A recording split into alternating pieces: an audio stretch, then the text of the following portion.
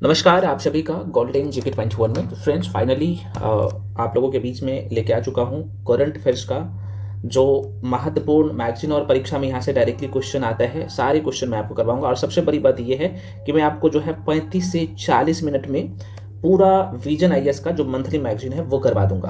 पूरा कर लीजिएगा, करंट अफेयर्स का नैया पार हो जाएगा, जो कि सब नहीं पढ़ना होता है। इसका शॉर्ट नोट्स के लेके कुछ लोग बोल रहे सर ये कहाँ पे मिलेगा, तो वो भी आपको बता दूंगा। वीडियो शुरू से लेके अंत तक जरूर देख लीजिएगा, ठीक है। अच्छा, ये जो करना है विजन आईएएस का जो मैगजीन है, आपको 12 महीने का मैगजीन कर लीजिए।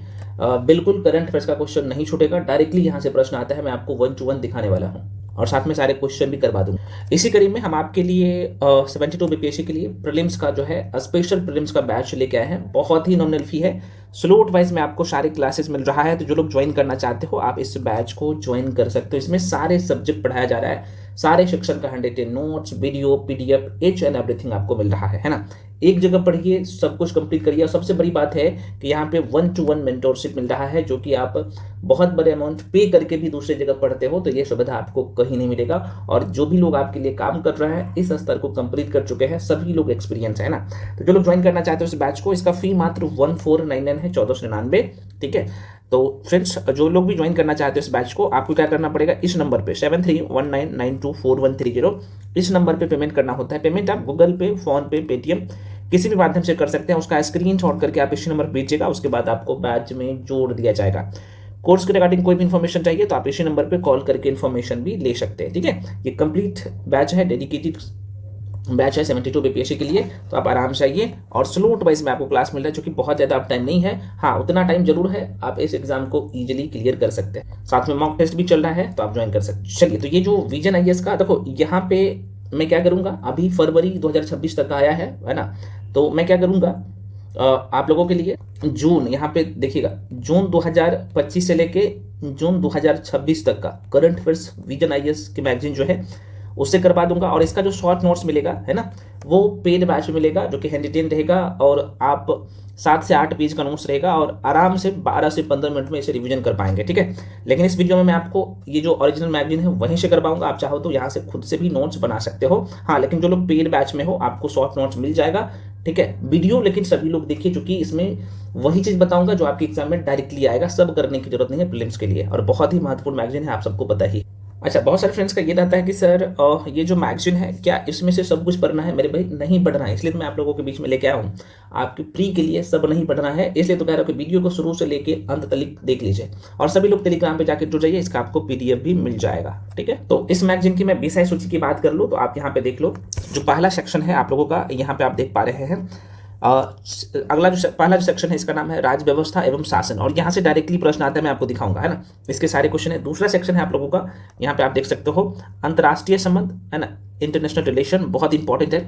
और यहाँ से भी डायरेक्टली प्रश्न आता है, क्या क्या क्वेश्चन ध्यान रखना मैं बताऊंगा। उसके बाद यहाँ पे तीसरा जो सेक्शन है आपने देखा होगा, 71वीं बीपीएससी का क्वेश्चन पेपर आपने देखा होगा, डायरेक्टली इस वाला सेक्शन से भर भर के क्वेश्चन आया था। और इकोनॉमी वाला सेक्शन है तीसरा सेक्शन। चौथा सेक्शन में 2-3 क्वेश्चन ही महत्वपूर्ण होता है, जो कि आपको कर लेना है ना, सुरक्षा।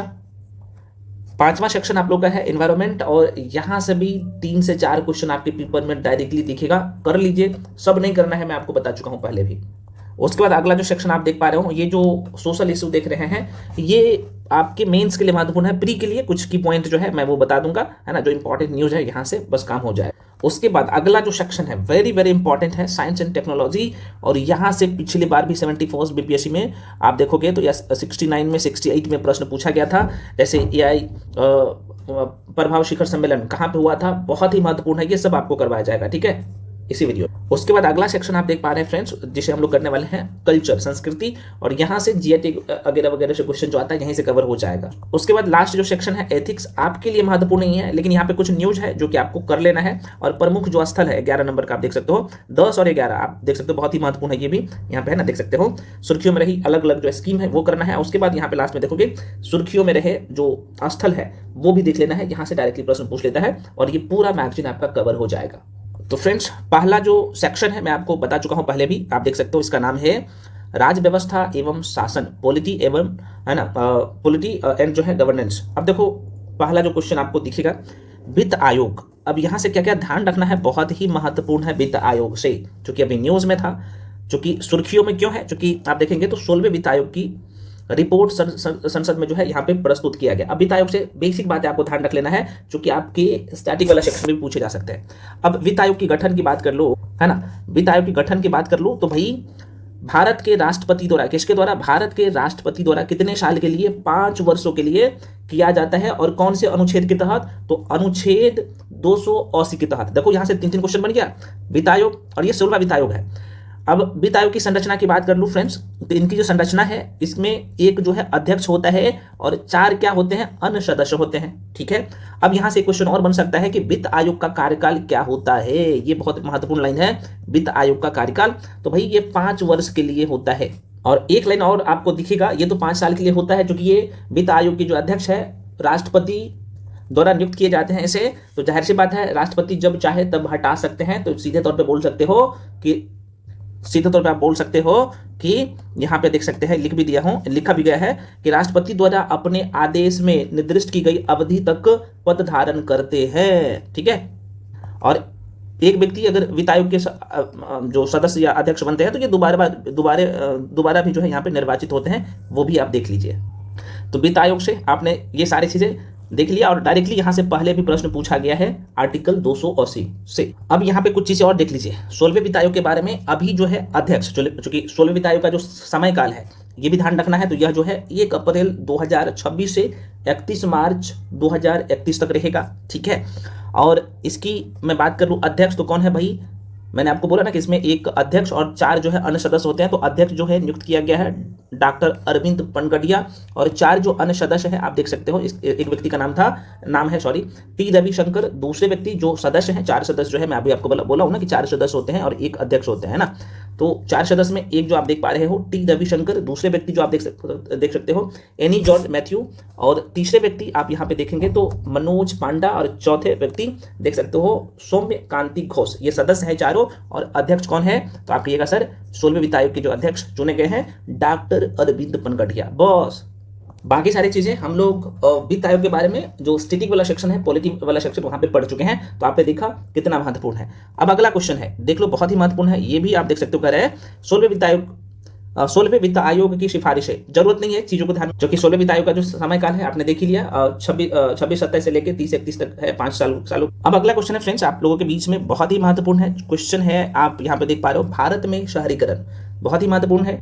Urbanisation in India very very important है। अब देखिए इसका क्या पैमाना है ना, भारत में अगर शहरीकरण किया जाएगा तो इसका कुछ पैमाना होगा। हाँ बिल्कुल, एक जो है, और ये चर्चा में इसलिए है ये वाला, है ना, जो कि सुर्खियों में इसलिए है कि केंद्रीय बजट 2026-27 में शहरी स्थानीय निकायों के लिए बजटीय प्रावधान को प्राथमिकता दी गई है। और आप देखोगे तो इससे शहरों की दीर्घकालिक विकास की दिशा में महत्वपूर्ण प्रभाव जो है पड़े। लेकिन आपके काम के लिए जो चीजें हैं यहां से देख लो, है ना, कि शहरीकरण के, भारत में शहरीकरण के लिए क्या जो है पैमाना है। तो देखो यहाँ पे ये लाइन देखो, बहुत इंपॉर्टेंट है। 3 जो है पैमाना, जाहिर से बात है। पहली बात, भारत की जनगणना के अनुसार, 2011 जनगणना के अनुसार किसी बस्ती को शहरी बस्ती के रूप में वर्गीकृत करने के लिए आप देख सकते हो कितना, तो 3 शर्तें पूरा होना अनिवार्य है। पहला शर्त क्या है मेरे भाई, तो आप देख सकते हो कि बस्ती की जनसंख्या कितना होना चाहिए फ्रेंड्स, तो 5000 से अधिक होनी चाहिए, है ना। पुरुष कार्यबल कम से कम 75% जो है हिस्सा गैर कृषि कार्यों में नियोजित होना चाहिए। और तीसरा जो है यहाँ पे जनसंख्या घनत्व कम से कम कितना होना चाहिए, तो आपको यहाँ पे साफ साफ दिख रहा है जनसंख्या घनत्व जो है 400 प्रति व्यक्ति, है ना, 400, कम से कम 400 व्यक्ति प्रति वर्ग किलोमीटर होना चाहिए। यही जो है शहरीकरण की, भारत में शहरीकरण की क्या है, पैमाना है। बेसिक बातें ध्यान रखना है। आपके प्रीलिम्स एग्जाम के लिए, आपके प्री एग्जाम के लिए जो इंपॉर्टेंट है वही बता रहा हूं, जरूरत नहीं है सब कुछ करने की, ठीक है। अब ये वाला जो है बजट आप पढ़ेंगे तो वहीं पे आपका चीजें कवर हो जाएगा, लेकिन मैं बता देता हूं, ये क्वेश्चन है, देख सकते हो, ठीक है। क्वेश्चन ये है कि विकेंद्रीकरण के माध्यम से ग्रामीण, है ना, ग्रामीण रूपांतरण। अब ये है सुर्खियों में, क्यों है मेरे भाई, तो सुर्खियों में इसलिए है जो कि ग्रामीण विकास के लिए केंद्रीय बजट आवंटन 211% से अधिक बढ़कर जो है कितना हो गया है, 2.73 लाख करोड़, है ना, 2016-17 से 2027-26-27 तक में बढ़ के इतना हो गया है। तो ये पूछे जा सकते हैं, ये डेटा थोड़ा सा ध्यान रखना। उद्देश्य क्या है, तो ग्रामीण अवसंरचना, आजीविका और संस्थागत क्षमता को मजबूत करना। बेसिक बात है, आप ज्यादा नहीं सोचना है। 73वां संविधान संशोधन आप चाहो तो देख सकते हो, जो कि आपको स्टैटिक वाला सेक्शन में, पॉलिटी वाला सेक्शन में पूरा करवाया हूं। और यहाँ पे अभी थोड़ा सा न्यूज में इसलिए है, आर्टिकल 40 अनुच्छेद 40 जो कि राज्यों को ग्राम पंचायत को संगठित करने और उन्हें आवश्यक शक्तियां तथा अधिकार प्रदान करने के लिए कदम उठाने चाहिए। और इसके बारे में प्रावधान है अनुच्छेद 243 जी को भी थोड़ा सा देख लीजिएगा, महत्वपूर्ण है। अब यहाँ से जब आप चीजों को करते हो तो यहीं पे एक चीज को और थोड़ा सा फोकस कर लीजिएगा कि है ना, विकेंद्रीकरण से संबंधित जो अलग अलग समितियां हैं, जैसे आप सबको बताइए पिछले बार जो प्रश्न पूछा गया था है ना, क्रम 22 में सजाने के लिए, तो बलवंत राय मेहता समिति 1957 ये क्या कहता है, तो भाई ये समिति कहता है कि ग्रामीण स्थानीय सरकार की त्रिस्तरीय प्रणाली का सुझाव दिया, है ना, यह समिति बलवंत राय मेहता समिति, और जिसमें जिला परिषद मतलब जिला स्तर, पंचायत समिति और ग्राम पंचायत इसमें शामिल है। तो ये प्रश्न पूछे जाते हैं कि इसमें कौन कौन से है ना चीजें शामिल है, तो माइंड में थोड़ा सा रखिएगा, बस हो गया। तो त्रिस्तरीय प्रणाली की सुझाव किसने दिया, तो बलवंत राय मेहता समिति 1957। ध्यान रखना इसमें जिला परिषद शामिल है, पंचायत समिति और ग्राम पंचायत। इस लाइन से कई बार प्रश्न पूछा गया है, आपको पता होना चाहिए। एक प्रश्न और यहां से बन सकता है, और कौन सा बन सकता है मैं थोड़ा सा आपको बता देता हूं कि पहला पंचायती राज संस्था 2 अक्टूबर 1959 को राजस्थान के नागौर में गठित किया गया था, ये भी महत्वपूर्ण है। ये थोड़ा सा देख लेना, अशोक मेहता समिति जो कि 1977 में आया था। और यह जो है त्रिस्तरीय प्रणाली है, जिसमें जिला परिषद है ना जिला स्तर पर और मंडल पंचायत आधार स्तर पर शामिल है। बेसिक बातें हैं। और अन्य समिति थोड़ा सा देख लीजिएगा, LM सिंधवी समिति 1985 और सरकारिया आयोग 1986 और PK फुंगन समिति 1988। ये क्रम में सजाने के लिए पिछले बार जो एग्जाम हुआ था बिहार का ही कोई एग्जाम, उसमें पूछ लिया गया था, थोड़ा सा माइंड में रख लीजिएगा। अब यहाँ पे एक क्वेश्चन और है, आपके मन में क्वेश्चन आएगा सर ये भी बता दीजिए भाई, ये आपके प्री के लिए एक लाइन महत्वपूर्ण है। मुफ्त के उपहार ये क्या कहता है, जरा सा देखो। Tamil Nadu power distribution corporation limited बनाम जो है भारत संघ मामले में उच्चतम न्यायालय ने राज्यों में, आप देखो इस लाइन को देखो, मुफ्त के उपहार अथवा है ना प्रीबीज की जो है संस्कृति पर जो है चिंता जताई है। तो ये थोड़ा सा ध्यान रखना, तमिलनाडु का मामला है तो माइंड में रखिएगा, पूछे जा सकते हैं किस राज्य से संबंधित है। अगला क्वेश्चन जो है आप लोगों के बीच में बहुत ही महत्वपूर्ण करंट अफेयर्स आप देख पा रहे हो, PM राहत योजना। ये चर्चा में इसलिए है, वेरी वेरी इंपॉर्टेंट है, माइंड में रखिएगा। तो सरकार ने, आप यहाँ पे देख सकते हो, सरकार ने PM राहत योजना शुरू करने की स्वीकृति दे दी है। अब इसमें क्या क्या प्रावधान है ये प्रश्न पूछे जा सकते हैं ना। तो इसका उद्देश्य ये है कि सड़क दुर्घटना के पीड़ितों को समय पर जो है चिकित्सा सहायता सुनिश्चित करना इनका मेन उद्देश्य है ना। अब यहाँ पे कितने राशि मिलेगा ये भी थोड़ा सा ध्यान रखना। और यहाँ पे इसका मंत्रालय पूछा जाए तो ध्यान रखना कौन सा मंत्रालय होगा, तो आपकी सड़क परिवहन और राजमार्ग मंत्रालय द्वारा शुरू किया गया है ना। अब यहाँ पे देखोगे एक चीज और, तो ये कैशलेस उपचार है ना। अब साफ साफ यहाँ पे लिखा हुआ कि प्रत्येक दुर्घटना पीड़ित के लिए है ना, पीड़ित के लिए कितना, तो ये लाइन ध्यान रखना 1.5 लाख मतलब 1.5 लाख तक का जो है व्यय दुर्घटना की तारीख से कितना 7 दिनों तक। मान लो कि किसी व्यक्ति का जो है आज दुर्घटना होते हैं, हालांकि भगवान से हम ये कामना करते हैं कि भाई किसी के साथ ऐसा ना हो, लेकिन हो जाता है ना। तो सरकार जो है क्या करते हैं कि आज मान लो कि सपोज तो किसी व्यक्ति का दुर्घटना हो जाता है, तो अगले 7 दिन तक जो है इसका वैलिडिटी रहेगा, अगले 7 दिन तक जो है इस दुर्घटना का लाभ ले सकते हैं। कितने राशि तक का, 1.5 लाख मतलब 1.5 लाख तक की राशि का प्रावधान है। तो यहां से 2-3 चीज ही ध्यान रखना, बस जो आपका काम का चीज है मैं आपको बता दिया हूं। PM राहत योजना थोड़ा सा माइंड में रखिएगा। अगला है आप लोगों के बीच में आप देख पा रहे हो, ये संक्षिप्त सुर्खियां, जो शॉर्ट न्यूज होता है ना मेरे भाई, बहुत ही महत्वपूर्ण है। क्योंकि ये जो भ्रष्टाचार धारणा सूचकांक में बात कर लूँ ना, तो भारत की बात कर लूँ तो 2025 के कंपेयर में 2026 में भारत का स्थान इंप्रूव हुआ है ना। तो यहां से आप देखोगे तो 182 देशों में 2025 में भारत का स्थान कितने नंबर का था, है ना, भ्रष्टाचार धारणा सूचकांक में, है ना, 96 नंबर पर था, 96 नंबर पे थे। लेकिन 2026 में क्या हुआ कि यह स्थान कम हो गया, 91 नंबर पे आ गया भारत, है ना। कितने स्कोर के साथ, तो 39 स्कोर के साथ भारत का स्थान 2026 में भ्रष्टाचार धारणा सूचकांक में 91 नंबर का स्थान हो गया। अब आपके मन में क्वेश्चन आएगा कि भाई सबसे कम भ्रष्ट देश कौन सा है ना, जिसमें कम जो है करप्शन हो। तो पहले नंबर पे जो है सबसे कम जो है करप्शन वाले जो देश है, भ्रष्टाचार वाले जो देश है, डेनमार्क है। इसका स्कोर कितना है, तो 89। स्कोर ध्यान रखने की जरूरत नहीं है क्योंकि इसका स्थान पहला है। और सबसे बड़ी बात है कि ये डेनमार्क ना लगातार 8वीं बार पहले स्थान पे आया है, ठीक है। और सबसे निचले स्थान की बात कर लूँ तो सबसे निचले स्थान पे कौन सा देश है, तो वेनेजुएला है, जो कि इसका स्कोर मात्र 10 है। सबसे वरिष्ठ देश ना, सबसे जो भ्रष्ट देश है वो है वेनेजुएला, है ना। तो ये ध्यान रखना कि भ्रष्टाचार धारणा सूचकांक में भारत का स्थान 2025 में क्या था, 2026 में क्या है, पहले स्थान पे कौन है, बेसिक बातें बस यहां से ध्यान रखना। अगला करंट अफेयर्स है आपके बीच में, आप देख सकते हो, भारत के पर्यावरण कानून कमजोर हो रहा है ना। क्यों हो रहे हैं कमजोर, देख लेते हैं। अब यहाँ से आपको ना दो अनुच्छेद ध्यान रखना है, एक तो अनुच्छेद 21 को माइंड में रखिएगा और अनुच्छेद 48A यहाँ से प्रश्न पूछेगा। अब इस लाइन को थोड़ा सा देख लीजिएगा, ये क्या है कि हालिया दिनों में पर्यावरण संरक्षण में व्यवस्थित रूप से कमी देखी गई है। इसके कुछ उदाहरण है जैसे प्रगतिशील न्यायिक निर्णयों को वापस लेना और संरक्षित क्षेत्रों जैसे अरावली पहाड़ियों के जो है लिए संकुचित परिभाषाओं को अपनाना है। ये बेसिक बातें हैं। अब यहाँ से ये थोड़ा सा ध्यान रखना कि भाई अनुच्छेद 21 क्या कहता है, ये प्राण एवं दैहिक स्वतंत्रता का संरक्षण से संबंधित है।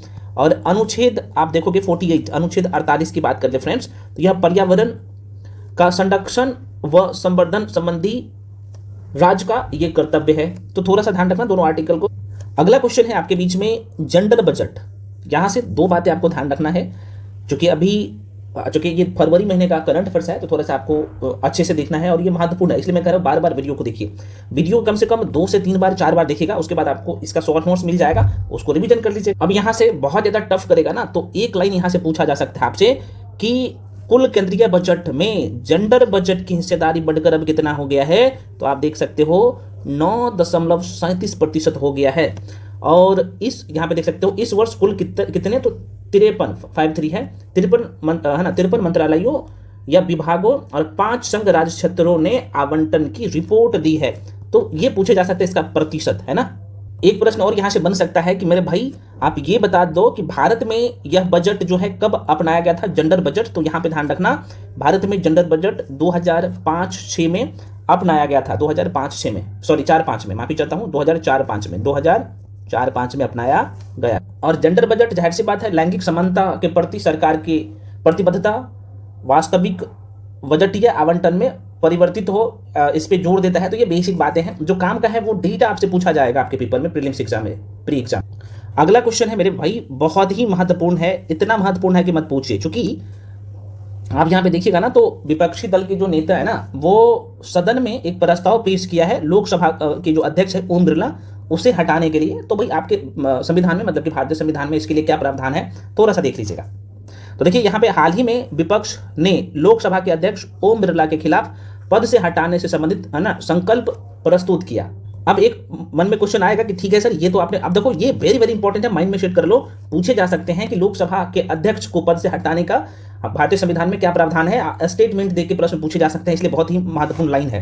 तो देखो भाई अनुच्छेद 94 94 आर्टिकल 94 थोड़ा सा ध्यान रखना, क्योंकि अनुच्छेद 94 ये कहता है कि लोकसभा के अध्यक्ष का अगर पद रिक्त हो जाता है, अपने पद को त्याग पत्र देता है या पद से हटाना हो, तो अनुच्छेद 94 में यह प्रावधान 94 में प्रावधान किया गया है। अब अगला क्वेश्चन यहां से बन सकता है कि इसके बारे में पद से हटाने का नियम किसमें है, तो 94 का सी में प्रावधान है, यहां पे देख सकते हो, ठीक है। क्योंकि ये अनुच्छेद 94 का सी कहता है कि अनुच्छेद 94 का सी पद से हटाने का नियम है, अध्यक्ष को लोकसभा के एक प्रस्ताव द्वारा पद से हटाया जा सकता है जिसे सदन के तत्कालिक सभी सदस्यों के बहुमत द्वारा पारित किया जाए या किया जाता है। अब ये देखो ये प्रस्ताव स्वीकार करने की प्रक्रिया क्या है, तो लिखित सूचना है, आवश्यक समर्थन है ना, सूचना की अवधि 14 दिन होना चाहिए, और ये आवश्यक समर्थन कितना होना चाहिए तब अपने पद से हट जाएगा। तो प्रस्ताव को स्वीकार करने के लिए सदन के कम से कम 50 सदस्य का समर्थन अनिवार्य है, देख सकते हो। अब सूचना आपको लोकसभा के अध्यक्ष को 14 दिन पहले देना होगा, बहुत इंपॉर्टेंट लाइन है। तो ये इसी लाइन सबसे तो प्रश्न आता है मेरे भाई, थोड़ा सा ध्यान में रख लीजिएगा। एक लाइन और थोड़ा सा ध्यान रखना, लिखित सूचना जो है यहाँ पे देख सकते हो, लोकसभा के किसी सदस्य द्वारा महासचिव को लिखित सूचना दी जाती है, जो कि बेसिक बात है। ये 3-4 लाइन थोड़ा सा ध्यान में रखिएगा, काम हो जाएगा, ठीक है। देखो एक लाइन और जरा सा देखिएगा, तो ऐतिहासिक संदर्भ की मैं बात करूँ तो हटाने का प्रस्ताव, तो देखो जीवी मावलंकर 1994 में, और सरदार हुकुम सिंह 1966, और बलराम जाखड़ की बात करूँ 1987। तो इनमें से किसी ने भी आप यहाँ पे इस लाइन को देखिएगा, है ना, कि इनमें से किसी ने भी प्रस्ताव के कारण अपनी अध्यक्षता नहीं खोई थी। तो ये थोड़ा सा माइंड में रखिएगा। हालांकि मैं कहूँगा बस आपको ये आर्टिकल ध्यान रखना है और ये 4 लाइन माइंड में रखिएगा, तो क्वेश्चन पूछा जाएगा तो किसी भी एंगल से आयोग क्वेश्चन सेट करे तो जाहिर सी बात है आप क्वेश्चन आराम से बना सकते हो। बाकी मैं बार बार कहता हूँ कि स्टैटिक वाला सेक्शन में बहुत डेप्थ में हम लोग पढ़े हैं इसके बारे में, ठीक है। अगला है यहाँ पे एक बार देख लीजिएगा, और धन्यवाद प्रस्ताव। ये क्या कहता है, देखो लोकसभा में विरोध प्रदर्शन के कारण राष्ट्रपति के अभिभाषण पर धन्यवाद प्रस्ताव प्रधानमंत्री के जवाब के बिना पारित हो गया। धन्यवाद प्रस्ताव के बारे में थोड़ा सा ध्यान रखना, तो ये संविधान के अनुच्छेद 87 के क्लॉज 1 के अनुसार राष्ट्रपति लोकसभा के प्रत्येक आम चुनाव के बाद पहले सत्र के प्रारंभ में तथा प्रत्येक वर्ष के पहले सत्र के प्रारंभ में सदन के दोनों सदन मतलब कि लोकसभा और राज्यसभा, ध्यान रखना लोकसभा और राज्यसभा की जो है संयुक्त बैठक में अभिभाषण करेगा। ये बेसिक बातें हैं, तो आर्टिकल है ना 87 का क्लॉज 1 थोड़ा सा ध्यान रखिएगा, काम हो जाएगा प्री के लिए। अभी यहाँ पे ये भी चर्चा में था, चुनाव में नोटा का जो प्रयोग है NOTA, तो यहाँ से पूछे जा सकते हैं कि सबसे पहली बार जो है नोटा कब लागू किया गया था। देखो 2013 में शुरू किया गया था, छत्तीसगढ़, मिजोरम, राजस्थान, मध्य प्रदेश, ना दिल्ली विधानसभा चुनाव में लागू किया गया था। बहुत इंपॉर्टेंट है, वेरी वेरी इंपॉर्टेंट है, इस लाइन से प्रश्न पूछे जा सकता है। अच्छा, अभी ये न्यूज़ में क्यों है, क्योंकि आपको पता होना चाहिए कि उच्चतम न्यायालय ने इस बात पर गौर किया है कि शुरुआत के एक दशक से भी अधिक समय बाद राजनीतिक दलों द्वारा चुने जाने वाले उम्मीदवारों के चयन पर इसका बहुमत नहीं होगा, बहुत कम प्रभाव पड़ा। और ये चर्चा में इसलिए है कि आपको ये पता होना चाहिए कि 2013 में PUCL बनाम भारत संघ मामले में उच्चतम न्यायालय ने भारत सरकार निर्वाचन आयोग मतलब कि ECI को इलेक्ट्रॉनिक वोटिंग मशीन मतलब EVM पर नोटा विकल्प शामिल करने का निर्देश दिया था। तो ये भी प्रश्न पूछे जा सकते हैं कि भाई नोटा का विकल्प जो है कब दिया गया था EVM पर, तो ये ध्यान रखना 2013 में, और पहली बार लागू किया गया था। आपको पता होना चाहिए कौन कौन से राज्य है ना, तो ये 2013 में छत्तीसगढ़, मिजोरम, राजस्थान, ये प्रश्न पूछे जा सकते हैं, माइंड में थोड़ा सा रखिएगा। राइट टू रिकॉल को थोड़ा सा देख लीजिएगा, ये जरूरी नहीं है। देखिए हाल ही में राज्यसभा के एक सांसद ने भारत के संसदीय लोकतंत्र में जो है वापस बुलाने का अधिकार, जिसे आप कहते हो राइट टू रिकॉल, यानी राइट टू रिकॉल पेश करने का विचार रखा था। बेसिक बातें हैं। अब ये अनुच्छेद बहुत ही महत्वपूर्ण है, रट लो है ना, मल्टीपल टाइम रिवीजन कर लीजिए। कारण ये है क्योंकि अनुच्छेद 3 क्या कहता है, ये साफ साफ है। अब ये चर्चा में था, देखो भाई ये क्या कहता है कि केंद्रीय मंत्रिमंडल ने केरल राज्य का नाम बदलकर क्या किया गया है, तो आपको पता है ये केरलम किया गया ना, केरल का नाम बदलकर क्या कर दिया गया है, केरलम किया गया है ना, इसकी स्वीकृति मिल गया है। तो ये अनुच्छेद 3 में ये प्रावधान है।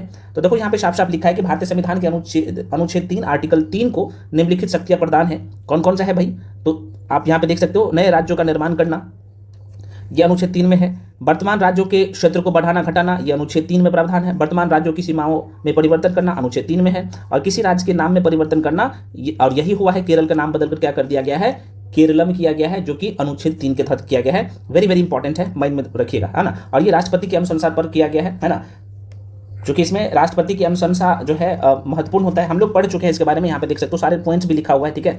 यहाँ पे ये लाइन थोड़ा सा आप लोग पढ़ लीजिएगा, हालांकि मैं पुनः कह रहा हूँ, शॉर्ट नोट्स दूंगा तो इसमें आप एक बार रिवीजन कर लीजिएगा। ये जो बुकलेट है ये वाला ऑलरेडी मैं टेलीग्राम पे दे चुका हूँ, तो आप भी खुद से पढ़ लीजिएगा। पढ़ने से फायदा ये मिल जाएगा, क्योंकि यहाँ पे देखो प्रक्रिया की बात कर लें तो देखो यहाँ पे साफ साफ लिखा राष्ट्रपति की अनुशंसा। तो इस प्रकार की विधेयक प्रस्तुत करने के लिए राष्ट्रपति की पूर्व अनुशंसा आवश्यक होती है ना, देख सकते हो। राज्य विधानमंडल का मत की मैं बात करूँ तो राष्ट्रपति संबंधित राज्य के विधानमंडल से निर्धारित समय सीमा के भीतर अपना मत देने के लिए संदर्भित करते हैं। राष्ट्रपति या संसद राज्य विधानमंडल की राय मानने के लिए बाध्य नहीं होते हैं। ये बहुत इंपॉर्टेंट लाइन है और इसी लाइन से प्रश्न पूछ लेता है आपके पेपर में। अगला पॉइंट देख सकते हो, संसद में पारित होना है ना, क्योंकि राज्य का नाम बदलने हेतु विधेयक साधारण बहुमत से संसद में पारित किया जाता है, साधारण बहुमत से, ये भी ध्यान रखना। और ये लोकसभा और राज्यसभा कहीं पे भी विधेयक लाया जाता है, आपको पता होना चाहिए है ना। नाम परिवर्तन के लिए अनुच्छेद 368 के अंतर्गत संवैधानिक संशोधन की आवश्यकता नहीं होती है, ये भी ध्यान रखना, इसमें संविधान संशोधन की आवश्यकता नहीं होती है। वेरी वेरी इंपॉर्टेंट है, इसी लाइन से प्रश्न बहुत ज्यादा टफ करेगा ना, तो आपके पेपर में बना के देगा। इसलिए मैं कह रहा हूँ आर्टिकल 3 को जाके एक बार अच्छे से भी पढ़ लीजिएगा। हालांकि जो आपके काम का चीज था ये देख लेते हैं, वीडियो रिविजन कर लेते हैं एक बार, तो जाहिर सी बात है एग्जाम में क्वेश्चन नहीं छूटेगा, बन जाए। अगला है फ्रेंड्स, ये भी थोड़ा सा न्यूज़ में था, देख लीजिएगा। चूंकि सीमांत नागालैंड क्षेत्रीय प्राधिकरण की बात कर लूँ तो अभी ये चर्चा में इसलिए है कि हाल ही में सीमांत नागालैंड क्षेत्रीय प्राधिकरण के गठन के लिए ऐतिहासिक समझौता पर हस्ताक्षर किए गए हैं। अभी अब ध्यान रखना, ये थोड़ा सा न्यूज़ में था। तो भारत सरकार, नागालैंड सरकार और जो है ये तीनों का थोड़ा समझ में रखिएगा, ईस्टर्न नागालैंड पीपल्स ऑर्गेनाइजेशन है ना, जिसे हम लोग ENPO कहते हैं, के प्रतिनिधियों ने हस्ताक्षर किए। तो ये तीनों लोगों ने इसमें हस्ताक्षर किया। इसमें कौन कौन से जिला शामिल है तो देखो यहाँ पे आप देख सकते हो, प्रश्न पूछे जा सकते हैं। हालांकि उतना टफ नहीं करेगा भी तो आप माइंड में रख लीजिएगा है ना। तो ENPO नागालैंड में 6 पूर्वी जिले की जो है 8 मान्यता प्राप्त नागा जनजातियां, जैसे कौन कौन सा है, तो ये कोनियक है ना, मैं थोड़ा सा बता देता हूँ। कोनियक है, यहाँ पे संगमत है, चांग है, खियाम नियोंगन, और उसके बाद यहाँ पे इमख्युंग। अगला है यहाँ पे आप देख सकते हो तिमीर है ना, तिखीर है, इसका नाम है तिखीर, फोम और जो है सोमी का प्रतिनिधित्व करने वाली सिट संस्था है, ठीक है। और इससे संबंधित भाई अगर अनुच्छेद पूछा जाए तो अनुच्छेद थोड़ा सा माइंड में रखिएगा, तो 371 का ए थोड़ा सा ध्यान रखना, क्योंकि इसमें साफ साफ मेंशन किया गया संवैधानिक स्थिति की बात कर लूँ तो FNTA संवैधानिक अनुच्छेद 371 के प्रावधानों को प्रभावित नहीं करता। यह अनुच्छेद देखा जाए तो नागालैंड राज्य के लिए विशेष प्रावधान करता है, तो थोड़ा सा माइंड में रखिएगा ये वाला, है ना। तो फ्रेंड्स, पहला जो हम लोग का सेक्शन था पॉलिटी और एंड जो है गवर्नेंस वो कंप्लीट हो गया है। अगला जो सेक्शन है करंट अफेयर्स का, है ना, जो विजन का मैगजीन है, वो है अंतर्राष्ट्रीय संबंध। जितना कर पा रहा हूँ यार कर लो, क्वेश्चन नहीं छूटेगा, मैं बार बार कह रहा हूँ गला फाड़ फाड़ के, ठीक है। फ्रेंड्स, ये जो अंतर्राष्ट्रीय वाला सेक्शन देख रहे हैं, इंटरनेशनल रिलेशन, अभी न्यूज़ में था, ये थोड़ा सा देख लीजिएगा। क्योंकि हाल ही में विश्व व्यापार संगठन WTO के महानिदेशक ने वैश्विक व्यापारी प्रणाली में सुधार की आवश्यकता को रेखांकित किया। अब यहाँ से प्रश्न पूछे जा सकते हैं, थोड़ा सा यहाँ से देख लो। WTO से पहले, है ना, WTO से पहले ना, ये 1948 में GATT की स्थापना किया गया था। और इसका कार्य क्या था, आप देख सकते हो कि शुल्क एवं व्यापार पर समान समझौता, पहले यह जो है बहुदेशीय व्यापार ढांचे के रूप में स्थापित हुआ था। इसने 23 जो है संस्थापक देशों के बीच जो है टैरिफ मतलब कि शुल्क कटौती और व्यापार नियमों को नियंत्रित किया था, है ना, स्टार्टिंग में जब 1948 में इसका स्थापना हुआ था। उसके बाद जो है अब GATT का स्थान जो है लेता है यहाँ पे, जरा सा देख लो, 1995 में WTO की स्थापना होता है ना, आप देख सकते हो, विश्व व्यापार संगठन की स्थापना हुई जिसने GATT का स्थान लिया और इसके कार्य क्षेत्र का विस्तार किया और भारत भी इसका सदस्य बना, है ना, भारत भी इसका सदस्य बना। तो ये कुछ बेसिक बातें हैं, थोड़ा सा माइंड में रखिएगा। नेक्स्ट है यहाँ पे आप देख सकते हैं भारत फ्रांस संबंध, है ना। अब इसमें क्या है, जो कि ये भी थोड़ा सा चर्चा में था, देख लीजिएगा। तो हाल ही में फ्रांसीसी गणराज्य के राष्ट्रपति ने भारत की आधिकारिक यात्रा की और इसमें आप यहाँ पे देखोगे ना, तो ये वाला लाइन थोड़ा सा माइंड में रख सकते हो कि निगरानी तंत्र, है ना, इसका नाम है, यहाँ पे आप देख सकते हैं होराइजन 2047 रोड मैप, ये माइंड में रखिएगा, ये वाला लाइन, ठीक है, थोड़ा सा। तो होराइजन 2047 रोड मैप की प्रगति पर नजर रखने हेतु विदेश मंत्रियों के बीच एक नई वार्षिक व्यापक वार्ता पर सहमति बनी है, ठीक है ना। तो वेरी वेरी इंपॉर्टेंट लाइन है। यहीं पे एक चीज़ और यहाँ पे देख लो, भारत फ्रांस के जो है पारस्परिक हित की बात कर ले तो भारत और फ्रांस के बीच जो संबंध, पहला संबंध बना 1947 में स्थापित हुआ, फिर 1998 में इन्हें रणनीतिक साझेदारी का दर्जा दिया गया और 2008 में अन्य परमाणु सहयोग समझौता के माध्यम से इन्हें और जो है प्रागट किया। और 2023 में बहुत इंपॉर्टेंट लाइन है ये, है ना, 2023 में, है ना, होराइजन 2047 रोड मैप को अपनाने के साथ इन्हें अधिक सुदृढ़ बनाया गया था। इसलिए वेरी वेरी इंपॉर्टेंट लाइन है, माइंड में थोड़ा सा रखिएगा। ये भी न्यूज़ में था, संक्षिप्त सुर्खियां, जो शॉर्ट न्यूज़ होता है ना, महत्वपूर्ण होता है, आपको ये पता होना चाहिए। जो कि यहाँ पे देखेंगे तो भारत और संयुक्त राज्य अमेरिका ने ऐतिहासिक व्यापार समझौता पर हस्ताक्षर किया। इसमें टैरिफ जो था 25% से घटाकर जो है अमेरिका कितना किया, 18% कर दिया। माइंड में रखिएगा, इंपॉर्टेंट क्वेश्चन है, पूछे जा सकते हैं। जो कि यहाँ पे साफ साफ लिखा हुआ है, देख सकते हो, कि मेड इन इंडिया उत्पादों पर जो है अमेरिका, है ना, अमेरिकी पारस्परिक शुल्क, है ना, को तत्काल, है ना, प्रभाव से 25% से घटाकर 18% कर दिया। साथ ही अमेरिका ने अतिरिक्त 25% पर शुल्क भी जो है वापस लिया। और आप देखेंगे जो कि ये इस क्वेश्चन में आपको जो प्रत्युत्तर दर्पण का जो मैगजीन है ना, वहाँ पे भी करवा दिया हूँ। अगस्त 2025 में अमेरिका ने भारत पर कितना 50% तक, कितना तक, तो 50% तक जो है पर शुल्क लगाया था, टैरिफ लगाया था, जो कि इसमें 25% पारस्परिक पर शुल्क और रूसी तेल आयात को लेकर 25% अतिरिक्त, है ना, पर शुल्क शामिल था। अब इसे घटा करके 18% किया गया। तो माइंड में रखिएगा, इंपॉर्टेंट है। अभी ये थोड़ा सा न्यूज़ में था, ये वाला, है ना, भारत GCC मुक्त व्यापार समझौता विचारार्थ विषय। ये जो GCC देख रहे हैं ना, ये न्यूज़ में इसलिए था जो कि इसमें जो खाड़ी देश है ना, गल्फ कंट्री है ना, इसमें शामिल है। अब यहाँ पे एक बार देख लो, ये जो है पूर्व में भारत और GCC के बीच FTA की जो है संभावना तलाशने के लिए आर्थिक सहयोग फ्रेमवर्क समझौता पर 2004 में ही नई दिल्ली में हस्ताक्षर हुआ था, है ना, हस्ताक्षर किए। अब आपके मन में क्वेश्चन आएगा, भाई GCC क्या है भाई? तो यह जो है खाड़ी सहयोग परिषद है, जिसे इंग्लिश में हम लोग G का मतलब होगा, है ना, गल्फ, C का मतलब होगा कॉरपोरेशन और C का मतलब होगा काउंसिल। तो गल्फ कॉरपोरेशन काउंसिल, यह जो है बहरीन, कुवैत, अच्छा इसमें जो शामिल देश है, इसमें बहरीन है, कुवैत है, ओमान है, कतर है, सऊदी अरब है, संयुक्त अमीरात है, ये जो है सारे देश इसमें शामिल है। तो थोड़ा सा देख सकते हो। उत्पत्ति तो हम आपको बता ही दिया, इसमें 6 देश शामिल है ना, GCC में, है ना, जैसे सऊदी अरब है, संयुक्त राज्य अमीरात है ना, देख सकते हो, कतर है, कुवैत है, ओमान है, बहरीन है। इसका मुख्यालय पूछा जा सकता है, अभी ये न्यूज़ में है, तो रियाद था, बहुत इंपॉर्टेंट है, इसका मुख्यालय रियाद है। उद्देश्य क्या है भाई GCC का? थोड़ा सा देख लो। तो इसका उद्देश्य है कि सदस्य देशों के बीच एकता बनाए रखने के लिए उनके बीच जो है समन्वय, एकीकरण और अंतर्राष्ट्रीय संबंध जो है या फिर अंतर संबंध स्थापित करना, बेसिक बात है। अगला है यहाँ पे देख सकते हैं प्रधानमंत्री का, हमारे जो पीएम है प्रधानमंत्री का इजराइल यात्रा, ठीक है। अब थोड़ा सा न्यूज़ में इसलिए है, मैं थोड़ा सा जूम करके दिखाता। देखो, प्रधानमंत्री की हालिया यात्रा के दौरान भारत और इजराइल प्रमुख राजनीतिक एवं जो है आर्थिक क्षेत्रों में अपने द्विपक्षीय सहयोग को और गहरा विस्तारित करने का सहमत हुए। अब देखो, ये थोड़ा सा ये वाला लाइन अगर स्टेटमेंट देके प्रश्न पूछा जाए तो चूँकि कामगार आवागमन में देखा जाए तो अगले 5 वर्षों में कितना, तो 50,000, कितने, 50,000 तक भारतीय कामगारों को कोटा निर्धारित यहाँ पे किया गया। अब ये दोनों देशों के बीच में जो कूटनीतिक मैं बात कर लूँ, है ना, तो भारत और इजराइल संबंधों का अवलोकन की बात करूँ तो कूटनीतिक संबंध देख सकते, ऐतिहासिक पृष्ठभूमि क्या है, तो भारत ने 1950 में इजराइल को आधिकारिक मान्यता दिया, है ना, इजराइल को आधिकारिक मान्यता दिया और पूर्ण संबंध जो है 1992 में दोनों देशों के बीच पूर्ण कूटनीतिक संबंधों की स्थापना हुआ था। और देखो, द्विपक्षीय व्यापार बहुत इंपॉर्टेंट है।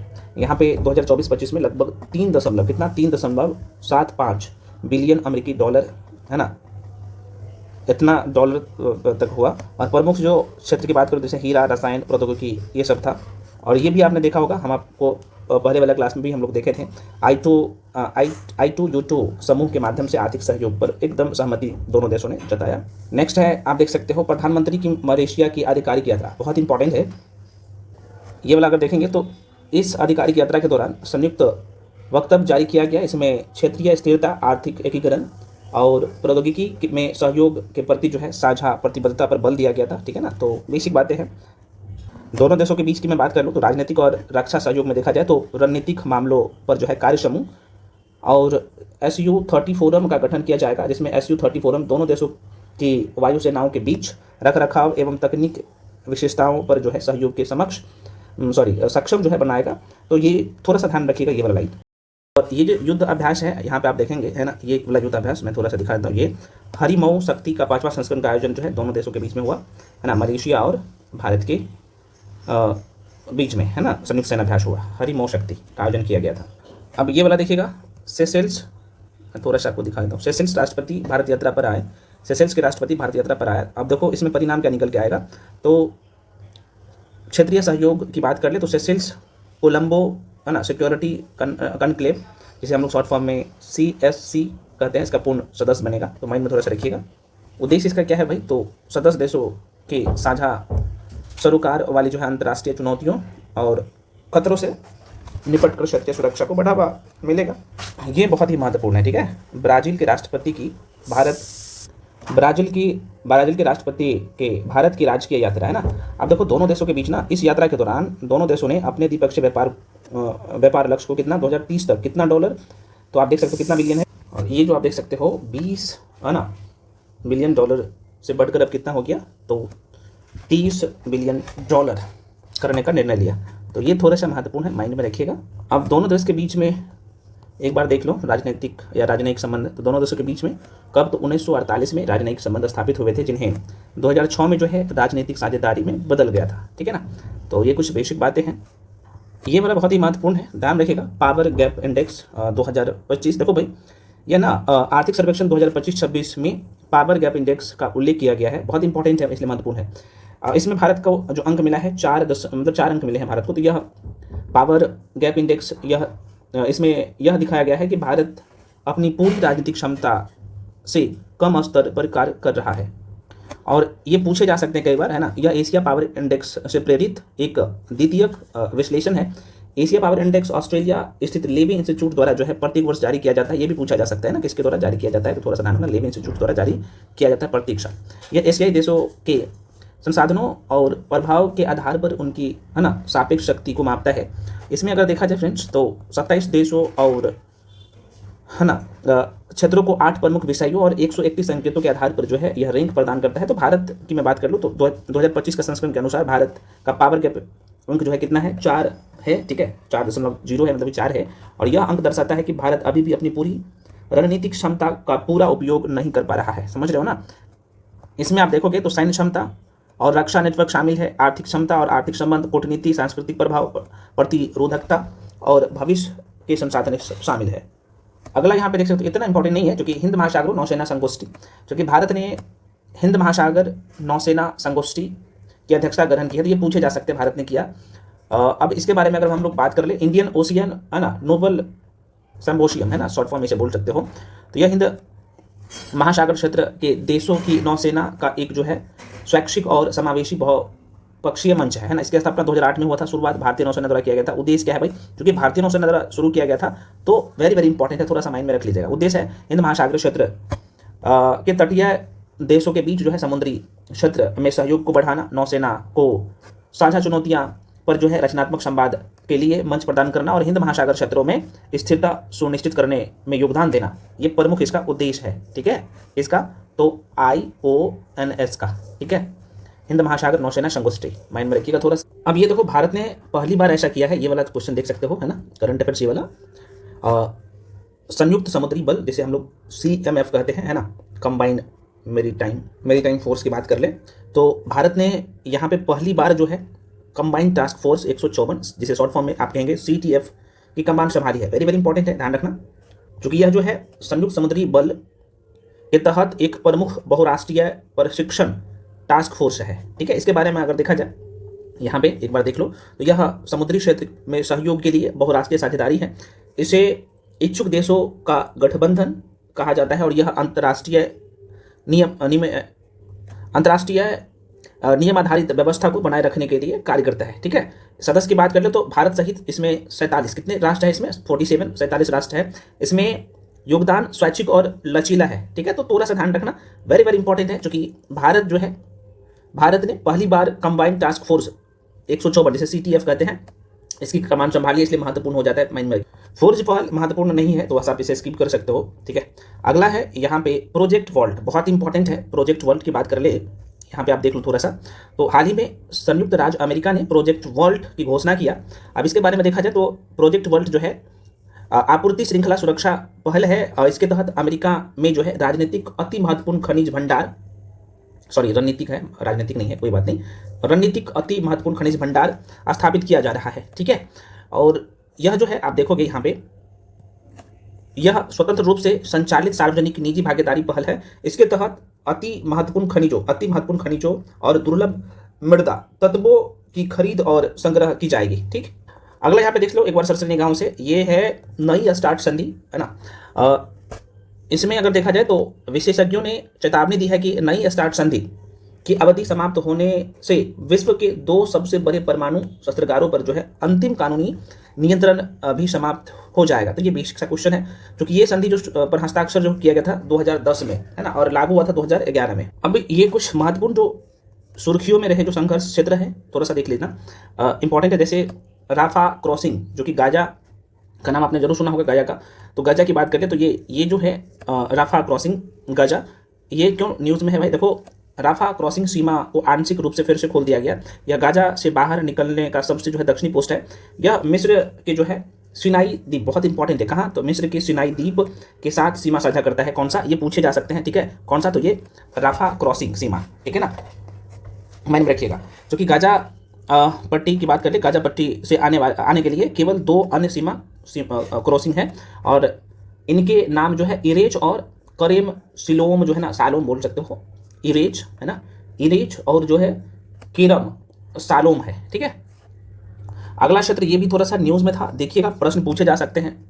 पूर्वी यूक्रेन का क्षेत्र है, डोनेट्स्क क्षेत्र है ना, पूर्वी यूक्रेन का है, और ये न्यूज़ में इसलिए है मेरे भाई क्योंकि यह जो है डोनबास के 2 प्रमुख क्षेत्रों में से एक है और इसकी सीमा दक्षिण में जो है ना, कौन से सागर, तो अजोब सागर है, दक्षिण में अजोब सागर से लगती है और यह सागर कर्च जलडमरूमध्य के माध्यम से काला सागर से जुड़ा हुआ है। और प्रश्न वेरी वेरी इंपॉर्टेंट है, पूछे जा सकते हैं, न्यूज़ में है, और इसके पूर्व में जो है रूस स्थित है, इसलिए महत्वपूर्ण है। यहीं पे चागोस द्वीप समूह को थोड़ा सा देख लो, तो चागोस द्वीप समूह की बात करूँ तो यह संयुक्त राज्य अमेरिका ने यूनाइटेड किंगडम से चागोस को मॉरिशस को न सौंपने का जो है आग्रह किया। थोड़ा सा ये न्यूज़ में था, देख लेना फ्रेंड्स। अगला सेक्शन है हम लोगों का, वो है इकोनॉमी वाला सेक्शन। ये विजन है, इसका करंट अफेयर्स हम लोग कंप्लीट कर रहे हैं, तो इसमें अगला सेक्शन है हम लोगों का इकोनॉमी है ना। इससे संबंधित जितने भी करंट अफेयर्स है उसको देखते हैं, सिर्फ टू द पॉइंट हम लोग देखते जाएंगे, जो आपकी परीक्षा के लिए महत्वपूर्ण है। इसे 2 पार्ट में कर दूं क्या, तो आपके लिए और बेटर रहेगा देखने में भी, है ना। तो मैं क्या करता हूँ, फरवरी महीने का ना 2 पार्ट में कर देता हूँ, क्योंकि इसमें आर्थिक समीक्षा और बजट का भी दिया है, तो थोड़ा सा बड़ा वीडियो हो जाएगा एक ही वीडियो में। तो एक पार्ट और कर देता हूँ, तो अगला पार्ट में हम लोग जो बचा हुआ है वो पूरा कर लेंगे, है ना। विजन आईएएस का जो फरवरी महीने का हम लोग जो मैगजीन अभी कर रहे हैं, तो दूसरा पार्ट जो आएगा उसमें हम लोग पूरा कर लेंगे, ठीक है फ्रेंड्स। और आप लोग कमेंट सेक्शन में कमेंट करके जरूर बताइएगा कि भाई आपको 12 महीने का चाहिए, तो आप लोग सभी लोग कमेंट सेक्शन में कमेंट करके बताइएगा। इसका शॉर्ट नोट्स चाहिए तो वो भी आप लोग जरूर बता दीजिएगा। टेलीग्राम पे जाके सभी लोग जरूर जुड़ जाइए, क्योंकि वहां पे आपको सारे सेक्शन का वीडियो PDF आपको मिल जाता है। मिलते हैं अगले वीडियो में, तब तक के लिए जय हिंद।